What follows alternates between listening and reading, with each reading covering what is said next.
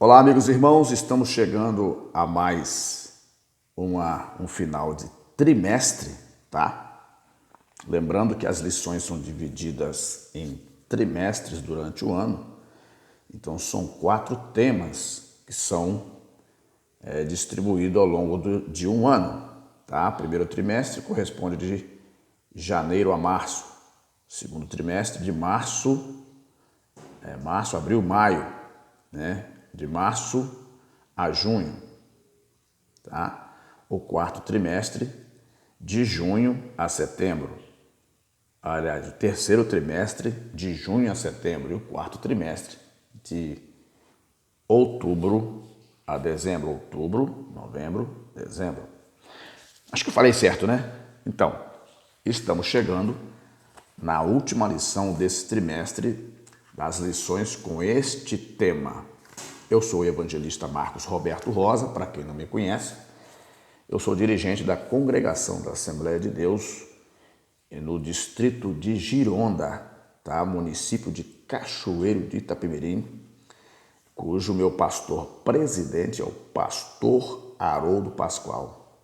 Eu amo muito a ele, a sua família, a sua esposa, e nossa irmã Delba. A minha esposa chama-se Rosilene Vieira de Souza Rosa. Eu tenho 3 filhos, graças a Deus, né? Todos os 3 estão casados. Eu tenho um filho no exterior, tá? E as 2 filhas minhas estão aqui comigo no Brasil. Tenho 2 netos, tá? Um chama-se Alícia, né? E o outro chama-se o Júnior, que é o Rafael Júnior. Os meus genros, Bruno e Tércio, e a minha nora Áquila, tá bom? Somos uma família, tá? Aqui é um por todos e todos por um. Olha, a minha mãe chama-se Maria Rita Rosa. Mando um abraço para ela, tá? Que ela tenha saúde, para que sempre possamos nos encontrar. E os meus irmãos, todos eles, né? Um grande abraço a todos os meus irmãos, meus parentes, meus tios e tias. Enfim, aos meus irmãos em Cristo espalhados mundo afora, a quem eu encontrei, tenho saudade de alguns, tanto no exterior quanto no Brasil, tá? Aos irmãos lá da Angola, tá? Que eu tive o prazer de conhecer uma igreja abençoada ali na Angola, do pastor Emanuel Miguel, junto do pastor Rafael, que é o meu filho, e também vários irmãos ali que eu não vou citar o nome, para não poder ficar devendo a ninguém.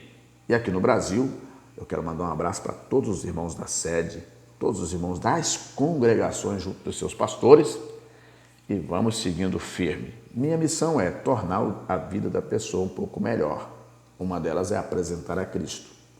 E a outra é fazer aquilo que Cristo mandou, né? Assistir nossos irmãos nas suas batalhas, nas suas lutas. É o que eu gosto de fazer. Amo fazer mesmo, tá? O que eu não gosto, a única coisa que eu não gosto, acho que nem em lugar nenhum, é encrenca. Acho que todos nós temos que trabalhar pela manutenção da harmonia e paz, porque é isso que Jesus falou. Amai-vos cordialmente uns aos outros. Ou seja, amai-vos uns aos outros como eu vos amei. Tá certo? Eu vou dar um breve aqui, por causa do tempo. Vou dar um breve, não vou me alongar tanto, mas só para vocês terem em mente o desenvolvimento de uma lição. Em particular também quero mandar um abraço a todos os irmãos aqui da Congregação de Girona, na pessoa do nosso segundo dirigente, presbítero João Batista, sua família, o terceiro dirigente, o diácono Jonas e sua família, e todos os departamentos, como o departamento infantil, departamento de jovens, departamento de casais, círculo de oração, escola dominical e evangelismo, tá? Um forte abraço a todos. São vocês que fazem acontecer. Um pastor, um pastor sem a sua equipe, sem as pessoas que o apoiam e trabalham com ele, ele não consegue realizar o seu trabalho sozinho. Então, cada um no seu departamento, contribuindo com a sua porção diante de Deus, e a obra de Deus vai seguindo. O pastor, ele está ali para orientar, para poder trazer uma palavra, uma oração, um aconselhamento, orientar e guiar pelo caminho. E tem os auxiliares, que são os departamentos, e os obreiros, né? Todos os seus obreiros que trabalham junto. Um forte abraço, porque é juntos que nós conseguimos realizar essa obra que é tão nobre. A obra de Cristo olha, quando os diáconos foram escolhidos, os apóstolos disseram, vocês foram escolhidos para esse importante negócio. Então a obra de Deus é uma missão excelente, tá bom? Olha lá, o título da lição é O Senhor está ali. Isso se refere à cidade de Jerusalém, especificamente o templo. A lição é número 13, ela vai ocorrer no dia 25 de dezembro de 2022. O texto áureo diz assim, não se fará mal e nem dano algum em todo o monte da minha santidade, porque a terra se encherá do conhecimento do Senhor, como as águas cobrem o mar. Isaías 11, 19. Isso é uma profecia, tá? A verdade prática diz assim, o Deus de Abraão, de Isaac e Jacó governa soberanamente o seu povo. Ele está no meio do seu povo. Tem a leitura diária, né, que você pode ler, já que nós já estamos no dia que eu estou gravando, já é quarta-feira, tá? Mas é bom sempre você ler a leitura diária, colocar as lições bíblicas como parte do seu devocional. Ler a leitura diária, conferir, comparar, pesquisar. É assim que eu gosto de ler. Eu não leio apenas um texto corrido até o final, não. Eu leio, ponto importante, eu risco, por exemplo, se eu leio o texto aqui, digamos assim, ó, eu leio um texto aqui, ó, por exemplo, a introdução diz assim, vimos na primeira lição do trimestre que o livro de Ezequiel antecipa a tradição apocalíptica. É um ponto a ser observado. Está vendo como é que o texto ele oferece essas pistas para que nós possamos explorar para termos maior conhecimento? Ele se antecipa, tá? a tradição apocalíptica nas Escrituras. Olha, outra coisa, ó, vamos lá. Vamos pescar aqui no texto. O livro de Ezequiel começa com a visão da glória de Javé, que é Deus, e conclui com a descrição da glória de Deus na Jerusalém glorificada. Outro ponto a ser sublinhado. Compreendeu? Para quê? Aí nós temos que explorar a cidade, o que aconteceu com ela, quantos anos ela tem, quais foram os eventos, por que ela é tão explorada, por que é uma cidade. Lembra da profecia, não sei se é Isaías, eu não sei se é Jeremias ou Ezequiel, eu não lembro assim de mente, que Jerusalém seria pisada por todas as gentes. Tá? Então, para a ONU, a Jerusalém é uma cidade que ela é considerada uma capital ali em que todo mundo tem ali o direito de visitar e andar livremente. Então, é uma cidade protegida, mundialmente falando. Tá? Israel, os muçulmanos, desculpa falar, eles disputam também ali? Sim, historicamente, há uma disputa entre judeus e árabes e muçulmanos sobre aquela cidade, sobre o local do templo. Mas, historicamente, todos nós sabemos que a cidade, está mais inclinada aos israelenses. Então, o profeta disse que a cidade seria pisada, mas ela também seria um cálice. Tudo isso eu venho estudando ao longo dos anos. Está vendo como é que o assunto ele rende?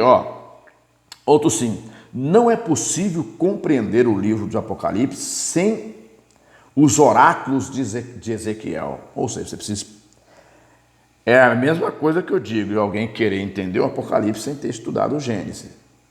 Deve-se explorar, ler passo a passo o que está dizendo no livro de Ezequiel para comparar com o Apocalipse.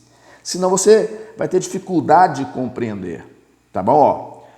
Encontramos abundantes dados cruzados nesses dois livros, se refere a Apocalipse e Ezequiel. E ambos são revelações sobre o fim dos tempos. A presente lição encerra o trimestre estudando os aspectos da Jerusalém do milênio. Isso depois que passou a tribulação, todo o processo que vai se acontecer antes disso, vem o milênio. Como será Jerusalém no milênio? Ela será a capital. Ali o mestre vai estar, né, governando através de Jerusalém. Sobre a cidade, há cerca de similaridade entre a visão de Ezequiel e do apóstolo João no livro do Apocalipse, na linguagem e no conteúdo. Mas é importante que os crentes saibam distinguir a diferença entre Jerusalém do milênio e da nova Jerusalém e do mundo vindouro. A Jerusalém do milênio, tá? É necessário nós fazermos essa distinção, essa diferença, para nós não podermos confundir as coisas. Às vezes até, como são coisas que vão acontecer, como são assuntos muito profundos que dependem de busca e exploramento, nós explorarmos esse terreno, então posso confundir alguma coisa? Pode. Outro ensinador pode também estar confundido? Pode. Então, se tratando de coisas que ainda vão acontecer, requer-se bastante cuidado quanto à interpretação. Primeiro ponto. E estas são as saídas da cidade. Essa seção final da profecia é um suplemento não somente do capítulo, mas também do próprio livro. Tá? Apesar, eu não li a leitura bíblica em classe para ganhar tempo. Apesar do nome da cidade não ser mencionado, o contexto deixa claro que se trata de Jerusalém. O termo hebraico para as saídas, tuxer, né, aparece somente uma vez em Ezequiel e é usado no livro de Números, com o sentido de limites e extremidades. Números 34, 4, 5, 8, 9, 12. A versão bíblica da tradução brasileira emprega extremidade no versículo 4. Como o profeta usa outra palavra para saídas, Ezequiel 42, 11, 44, 5, muitos expositores do Antigo Testamento acham que saídas, apesar de semanticamente correta, não se ajusta bem ao presente contexto. Está vendo como é que há muita exploração e estudo sobre essa questão e de interpretação? A ideia, segundo alguns, seria estas. São as extremidades da cidade, né? Mas saídas é a forma familiar e mais tradicional mantida na Septuaginta, a versão grega do Antigo Testamento e nas nossas versões atuais da Bíblia. Então, as extremidades, os limites da cidade, tá certo? Parece um tanto assim difícil. Poxa, não rendeu nada esse ponto. Pode não render agora, mas ele se encaixa, vai se fechando ao propósito. Essa lição está baseada no capítulo 48 de Ezequiel, do versículo 30 a 35. Segundo item do primeiro ponto, formato da cidade. A descrição da cidade de Ezequiel revela ser ela quadrada. Ezequiel 4, 48, 16. Nesta visão suplementar, o profeta fala de 4 lados descritos no sistema horário, norte, leste, sul e oeste, num tipo de Nova Jerusalém. O que ele está dizendo no versículo 16 aqui? Já no versículo 16 de Ezequiel 48. O que está dizendo aqui? Vamos lá, vamos conferir aqui rapidamente para nós podermos... Vamos lá.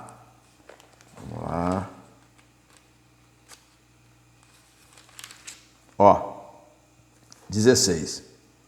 E essas serão as suas medidas. A banda do norte, de 4.500 canas. E a banda do sul, de 4.500. A banda do oriente, de 4.500. E a banda do ocidente, de 4.500. A cidade tem medidas iguais. Certo? Bora lá. A extensão de cada lado é dada 4.500 medidas, ou 2.250 metros. Tá? 2.250 metros, ou seja, 2,250 km, né? Olha, 2 quilômetros, por ser uma cidade que é local de adoração, claro que a Jerusalém atual que nós vemos hoje, ela é grande, tá? Populosa. Tem a Jerusalém Velha, a Nova Jerusalém. Isso é lá, no estado de Israel, na nação de Israel. Tá? Tem a cidade velha, a cidade nova. Então, Jerusalém é uma cidade que tem muita gente. Apesar de ser uma cidade histórica, envolve muita coisa, envolve muitos interesses. Então, é uma cidade que tem gente constantemente. Então, tem a parte velha, que é conservada, que é tombada, que não se pode mexer. E tem a parte nova, que a população cresceu, então Jerusalém é bem grande. Mas a medida que é traçada na profecia, ela se dá ao local da cidade, né, que é conservado ali e que será evidenciado também no futuro. Ela vai ter essa medida, tá? Olha lá. A cidade nunca teve a sua área territorial quadrada, nem a sua arquitetura e nem seu período histórico, em nenhum período histórico. O que o profeta está revelando é algo novo até então. É uma figura da Nova Jerusalém do mundo vindouro. Tá? Tem também a Jerusalém que está no céu, que também é falado. Terceiro item do primeiro ponto. A Jerusalém histórica do período de Ezequiel e Jeremias possuía pelo menos 6 portas, segundo o livro de Jeremias. Porta do povo, Jeremias 17:19. Porta do sol, Jeremias 19:2.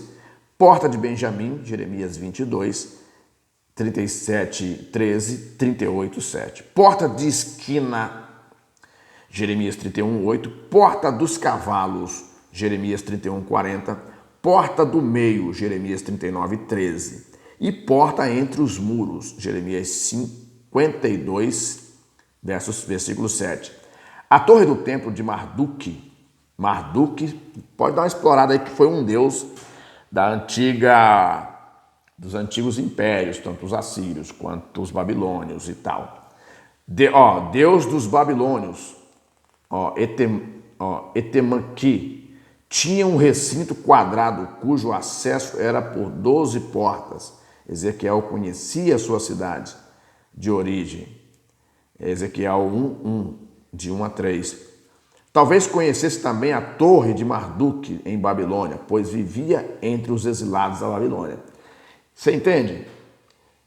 Houve um tempo que os reis brigavam para apresentar os seus deuses, tá?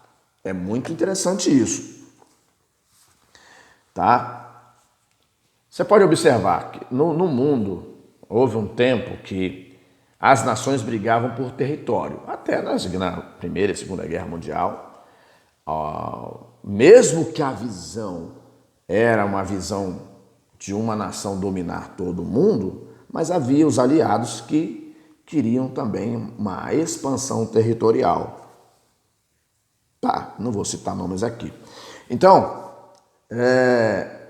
e houve um período na história que as nações brigavam para apresentar o seu Deus. Por um período, veio a Babilônia, que dominou, né, apresentando o seu Deus, os medos, os persas, os assírios, veio os gregos, os romanos, e assim sucessivamente. A religião em si, ela está ligada na cultura mundial, entendeu? Só que em Cristo, Deus tornou muito mais evidente, né, o seu plano de redenção do ser humano. Ele aplicou isso para a nação de Israel, que seria o modelo para a restauração do mundo.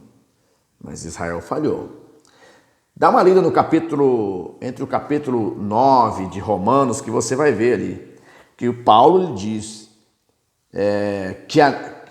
que aos judeus rejeitarem a Cristo, né, havia um motivo. Quando Cristo é rejeitado, ele é rejeitado pelos judeus, né, foi por um plano divino. Os judeus rejeitaram Cristo e ao rejeitar é tudo uma história. Se você lê a história com calma, tá? Alguns leem e é claro que tem que levar para o espiritual, restauração espiritual, mas ela tem um contexto muito mais além disso, para a compreensão da gente, de todos nós. Paulo, ele fala, né? O capítulo 9 de Paulo fala assim: a tristeza de Paulo, que é o contexto aqui, o subtítulo, a tristeza de Paulo por causa da incredulidade de Israel. Está entendendo? Então, o povo de Israel não acreditou. Até hoje você pode observar que ainda muitos não acreditam. E isso vai se desenrolar no milênio. Certo? Então é necessário você ler, fazer essas ligações, para que você possa compreender todo esse processo. Tá. Quarto item do primeiro ponto. A origem e o formato das portas. Não vou ler aqui, tá? Não vou ler para ganhar tempo. Nós entramos no segundo ponto sobre o nome das 12 tribos. Que muitos dizem que dessas 12 tribos, a única tribo que ficou representando Israel hoje é a de Judá. Quando você fala em Israel, você lembra dos judeus. Judeus daqui, judeus dali, judeus de lá. Inclusive os judeus também era uma propaganda que tinha no mundo contra os judeus. Falavam que os judeus era uma raça que não deveria existir, por isso que morreram tantos judeus na Segunda Guerra Mundial, porque houve um plano para exterminá-los.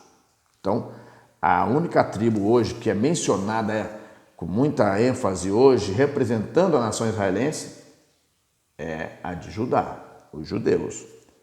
Não desconsiderando as outras, tá? Isso eu não li o texto ainda, vamos ler o texto. Sobre o nome das 12 tribos, os patriarcas Abraão, Isaque e Jacó aparecem com frequência nas Escrituras como representantes e fundadores da nação de Israel. Outras vezes são os nomes das 12 tribos, tá? Outras vezes são os nomes dos 12 filhos de Jacó, para representar as 12 tribos de Israel. Primeiro item do segundo ponto, as 12 tribos.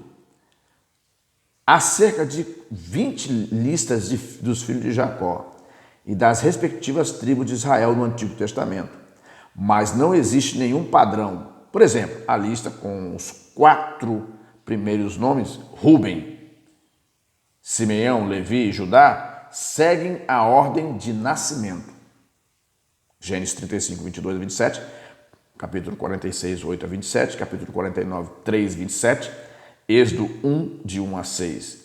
Outras listas divergem a partir do 5º nome, números 1, 5 a 17, números 13, 4 a 16. A lista de Ezequiel segue no sentido horário, a partir do norte da cidade, com Ruben, Judá e Levi. Versículo 31. Leste ou oriente, José e Benjamim e Dan. Versículo 32. Sul, Simeão, Issacar e Zebulon. Versículo 33. Ao oeste ou ocidente, Gade, Aser e Naftali. Você entendeu? Então, aqui estão descritas na profecia de Ezequiel todas essas tribos, porém, de uma maneira e de uma sequência diferente. Tá? Na primeira leitura que fizemos, conforme números, é pela ordem de nascimento. Aqui já é descrito no sentido horário. Segundo item do segundo ponto, critério da ordem dos nomes. Pelo relato do nascimento deles, a melhor explicação da ordem dos nomes parece ter sentido o critério das mães deles, ou pelo menos uma tentativa. Leia e Zilpa, de um lado, Gênesis 29, 32 e 35, 30 de 10 a 13, Raquel e Bila, de outro. Gênesis 36 a 8, 22, 24. Então, a diferença é que Naftali é filho de Raquel por meio da sua serva Bila. Quando entra nessa parte aqui, para você deve ficar um pouco confuso, porque vai envolver um estudo de todo o processo para compreender, lá no livro mesmo, no Gênesis 38. Tá? Houve ali, Raquel não gerava filhos. Né? Todo esse contexto. Tá? Gênesis 38. E está junto a Gade, por isso que ela pediu a sua serva para que tivesse filho para ela, tipo a mãe de aluguel, né? Certo? Barriga de aluguel. E está junto com Gade e Aser, conforme Ezequiel 48, 34. Os filhos de Leia por meio de Zilpa. Zilpa também é outra, né, pessoa que entra no contexto, porque Leia também tinha dificuldade. Que confusão, né? Gênesis 30, 10 a 13. Toda escolha tem seu propósito. Nada é aleatório. Os escritores bíblicos sabiam o que estavam fazendo. A questão é que nós desconhecemos esses critérios. Quando você se aprofunda na história dos hebreus, dos israelitas, tem muita coisa em jogo. Tem muita coisa simbólica que traz uma mensagem para a gente. Quando você vê todos esses nomes, Raquel, Leia, sua irmã, Zilpa, Bila e tal. Bila era a serva de Raquel, Zilpa de Leia. E assim vamos, não é verdade? O que acontece? Quando você ler esses pontos, você precisa explorar um pouco mais. Requer tempo. Talvez num tempo de aula de 1h30, mais ou menos, 2 horas, não dá condições do professor sintetizar ou acrescentar esses pontos históricos, tá? Ou no terceiro item do segundo ponto está dizendo, o propósito dos nomes. Tinha também um sentido. Dos 3 patriarcas de Gênesis, Abraão, Isaac e Jacó, o último deles foi o único em que não houve eliminatória dos filhos para a formação da nação. Olha só. De Israel. De Abraão, o filho escolhido foi Isaac, conforme Gênesis 17, 20 e 21. De Isaac, o filho escolhido foi Jacó, conforme Gênesis 25, 23. Romanos 9, 10 a 13. De Jacó, todos foram incluídos na nação escolhida. Êxodo 1, de 1 a 6. Esses 12 filhos de Jacó deram os seus nomes aos 12 territórios na terra de Canaã, durante a partilha da terra sob a liderança de Josué. Josué 14, de 1 a 3. Assim, o propósito desses 12 nomes dos filhos de Jacó, como representantes da nação, está claro também no éfode sacerdotal. E porás as 2 pedras nas ombreiras do éfode, por pedras de memória para os filhos de Israel.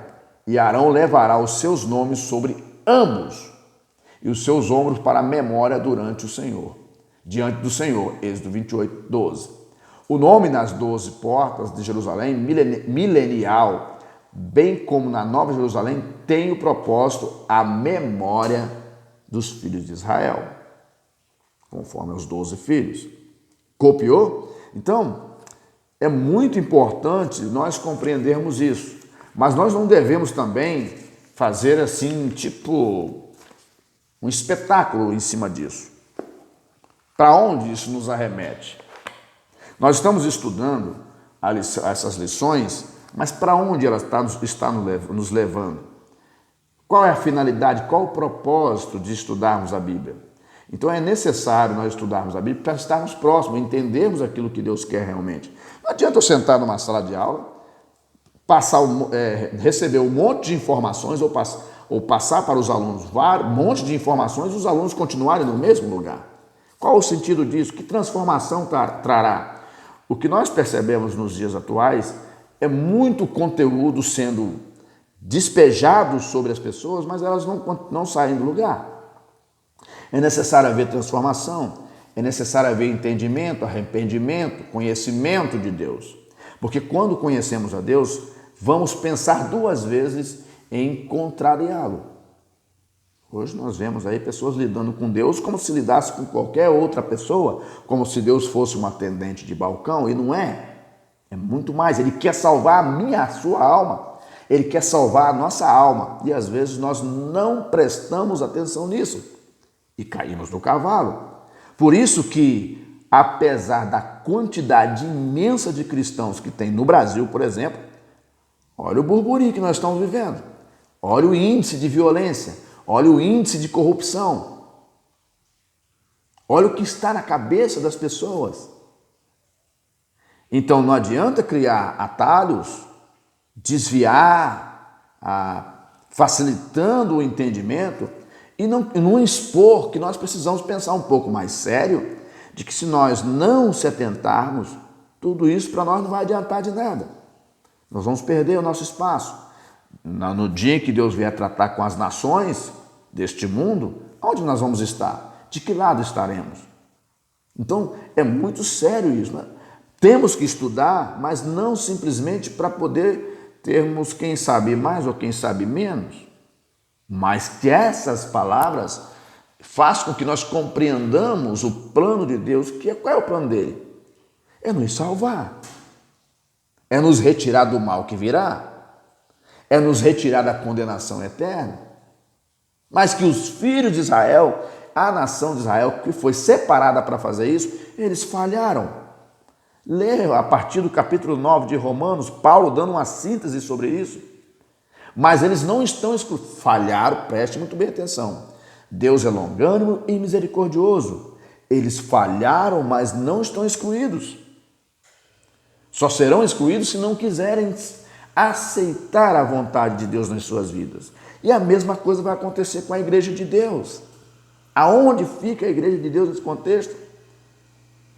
Ela fica ali quando Cristo vem e sela um novo tempo para que todos os seres humanos sejam também aceitos por Deus, tenham oportunidade da salvação, que seria um processo muito diferente se não tivesse acontecido o que aconteceu. Lembre-se, Deus está no controle de todas as coisas, mas as decisões dos homens, os homens pagarão a conta pelas suas decisões. Eu decidi, Deus está no controle. Não. Deus não está no Deus está no controle de situação. Ele sabe o que está acontecendo. Agora, ele não está dizendo assim, como ele está no controle, pode acontecer qualquer coisa. Não. As pessoas interpretam muito mal isso. Deus está no controle. Claro, sempre esteve, nunca deixou de ter. Ele nunca perdeu o controle. Agora, vamos aqui.